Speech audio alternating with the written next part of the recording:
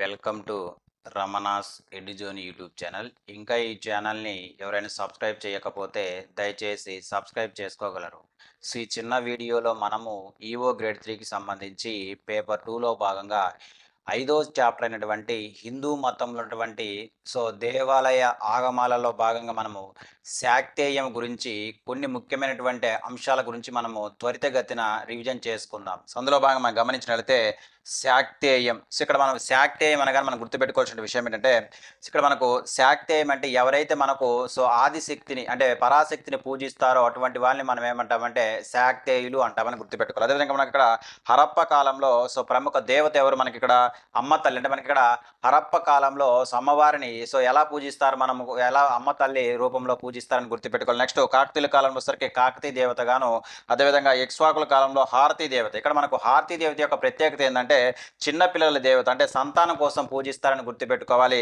ఈ ఇక్ష్వాకులు అనగానే మనకు గుర్తు రావాల్సిన విషయం ఏంటంటే దక్షిణ భారతదేశంలో మొట్టమొదటిసారిగా దేవాలయాలు నిర్మించినటువంటి వంశంగా మనం ఏపీ హిస్టరీలో గతంలో చదువుకున్నాం. నెక్స్ట్ కానీ గమనించినట్లయితే ఇక్కడ మనకు ఇంకొక ఇంపార్టెంట్ పాయింట్ ఏంటంటే అంటువ్యాధి అయినటువంటి మసూచి నివారణగా ఏ దేవతను కొలుస్తారంటే మనకు రేణుకా దేవని అని గుర్తుపెట్టుకోవాలి. నెక్స్ట్ కానీ మనం గమనించినట్లయితే వాసవి కన్యకా పరమేశ్వరి. ఇక్కడ వాసవి కన్యకా పరమేశ్వరి అంటే మనకు గుర్తు రావాల్సినటువంటి విషయం ఏంటంటే ఇక్కడ వైశ్యుల యొక్క ఆరాధ్య దేవత. మనం చాలా ఇప్పుడు మనకి ఏపీ హిస్టరీకి సంబంధించి మనం తూర్పు చాళుక్యులు చదువుకునేటప్పుడు మనం దీని గురించి మనం డిస్కస్ చేయడం జరుగుతుంది. అంటే మన ఇక్కడ వైశ్యుల యొక్క అంటే వైశ్యుల యొక్క ఆరాధ్య దేవత ఎవరు మనకు వాసవి కన్యకా పరమేశ్వరుని గుర్తుపెట్టుకోవాలి.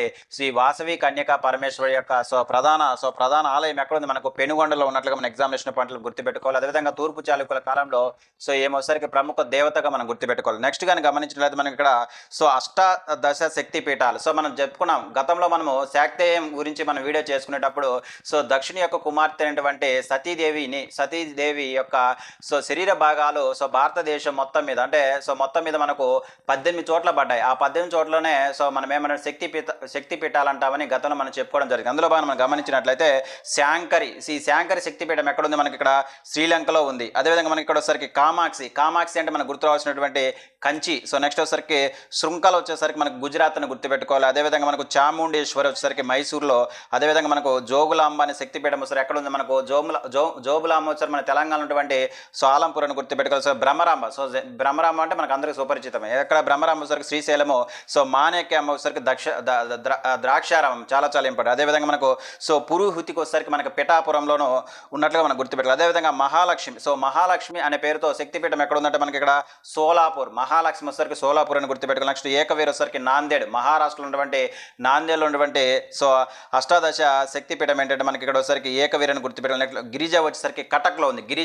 కటక్లో ఉందని గుర్తుపెట్టుకోవాలి. అదేవిధంగా మహాకాల్ వచ్చేసరికి ఉజ్జయిని అని వైష్ణవి శక్తిపీఠం ఎక్కడ ఉంది మనకు జమ్మూ కాశ్మీర్లో ఉంది. ఇక్కడ ఈ వైష్ణవి యొక్క శక్తిపీఠం యొక్క ప్రత్యేకత ఏంటంటే ఈ క్షేత్రం అంటే వైష్ణవి క్షేత్రాన్ని దర్శించడానికి కేంద్ర ప్రభుత్వము వందే భారత్ ఎక్స్ప్రెస్ను ప్రారంభించడం మన ఎగ్జామినేషన్ పాయింట్లో గుర్తుపెట్టుకోవాలి. మనకు శక్తిపీఠాలు ఉన్నటువంటి ఏ శక్తిపీఠాన్ని విజిటింగ్ చేయడానికి అంటే దర్శించడానికి కేంద్ర ప్రభుత్వము వందే భారత్ ఎక్స్ప్రెస్ను ప్రారంభించిందని మనకు జమ్మూ కాశ్మీర్లో ఉన్నటువంటి వైష్ణవి ఆలయానికి అని గుర్తుపెట్టుకోవాలి. నెక్స్ట్ వచ్చేసరికి మాంగళ్య గౌరీ. ఈ మాంగళ్య గౌరీ వచ్చేసరికి మనకు ఎక్కడుంది మనకి ఇక్కడ గైలో ఉన్నట్లుగాను. అదేవిధంగా కామరూపి అంటే మనం గుర్తుపెట్టుకోవాలి. అస్సాం స్టేట్లో మనకు గోహతిలో ఉన్నట్లు గుర్తుపెట్టుకోవాలి. అదేవిధంగా మాదేశ్వరి శక్తిపీఠం ఎక్కడ ఉంది మనకు ప్రయాగలో ఉన్నట్లుగా గుర్తుపెట్టుకోవాలి. అదేవిధంగా విశాలాక్షి వచ్చరికి మనకు తెలుసు కాశీ అని గుర్తుపెట్టుకోవాలి. నెక్స్ట్ సరస్వతి వచ్చరికి జమ్మూ కాశ్మీర్. ఈ విధంగా మనము అష్టాదశ పీఠాలు ఎక్కడ ఉన్నాయో కూడా మన ఎగ్జామినేషన్ పాయింట్ ఆఫ్ లో గుర్తుపెట్టుకోవాలి. నెక్స్ట్ ఏంటంటే ప్రముఖ దేవతలను గమనించినట్లయితే ఇక్కడ మనకేంది సరస్వతి. మనకు సరస్వతి దేవి అని కానీ మనకు గుర్తు రావాల్సిన విషయం ఏంటంటే బాసర అని గుర్తుపెట్టుకోవాలి. నెక్స్ట్ వచ్చరికి పైడి తల్లి చాలా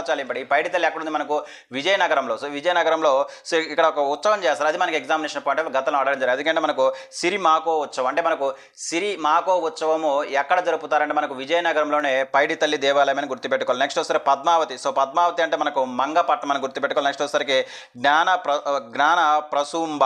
జ్ఞాన ప్రసూంబ ఎవరు మనకు శ్రీకాళహస్తి అని గుర్తుపెట్టుకోవాలి. నెక్స్ట్ రాజరాజేశ్వరి ఆలయం. ఈ రాజరాజేశ్వరి అంటే మనకేం వేములు వాడని గుర్తుపెట్టుకోవాలి. నెక్స్ట్ కానీ గమనించిన కాళీదేవి వచ్చేసరికి మన కలకత్తా గాను, అదేవిధంగా మీనాక్షి అంటే మధురై గాను.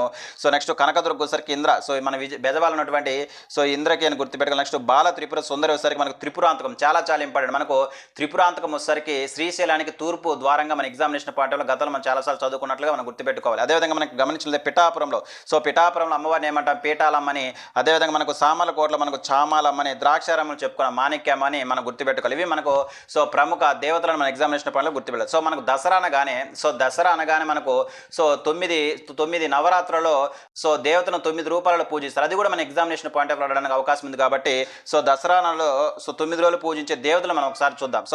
సో ఫస్ట్ డే ఎలా ఉంటుంది దేవత మనకు స్వర్ణ కమలం ధరించినటువంటి దుర్గాదేవిగా పూజించడం జరుగుతుంది. నెక్స్ట్ సెకండ్ డే వచ్చేసరికి బాల త్రిపుర సుందరిగాను, మూడో రోజుసరికి గాయత్రి దేవిగాను, సో నాలుగో రోజుసరికి అన్నపూర్ణ, ఐదవ రోజుసరికి సరస్వతి దేవిగాను, ఆరో రోజుసరికి లలిత త్రిపుర సుందరి దేవిగాను, ఏడో రోజుసరికి మహాలక్ష్మి దేవిగాను, అదేవిధంగా మనకి ఇక్కడ ఎనిమిదో రోజుసరికి దుర్గాదేవిగాను, తొమ్మిదోసరికి రాజేశ్వరి దేవిగాను మనకు సో దసరా సందర్భంగా సో ఈ విధంగా మనకు 9 రాత్రుల్లో సో తొమ్మిది అవతారాలతో మనకు సో అమ్మవారిని పూజిస్తారు మన ఎగ్జామినేషన్ పాయింట్లో గుర్తుపెట్టాలి. ఇక్కడ మరొక ఇంపార్టెంట్ పాయింట్ ఏంటంటే దీపావళి రోజున సో ఏ దేవతను పూజిస్తారంటే మనకు లక్ష్మీదేవిని ఎగ్జామినేషన్ పాయింట్ ఆఫ్లో గుర్తుపెట్టుకోవాలి. అదేవిధంగా రెడ్డి రాజుల కాలంలో సో మనం ఏ పిస్టల్ చదువుకునేటప్పుడు చూస్తాం. సో రెడ్డి రాజుల కాలంలో సో ప్రముఖ స్త్రీ దేవత వరకు మనకు మూల గురంగా గుర్తుపెట్టుకోవాలి. ఇవి మనకు శాక్తేయానికి సంబంధించి మనకి ఎగ్జామినేషన్ పాయింట్ ఆఫ్ లో రావడానికి అవకాశం ఉండే కొన్ని ముఖ్యమైనటువంటి అంశాలు సో వచ్చే వీడియోలో సో మరొక అంశం గురించి మనము క్విక్ రివిజన్ చేద్దాం. Thank you.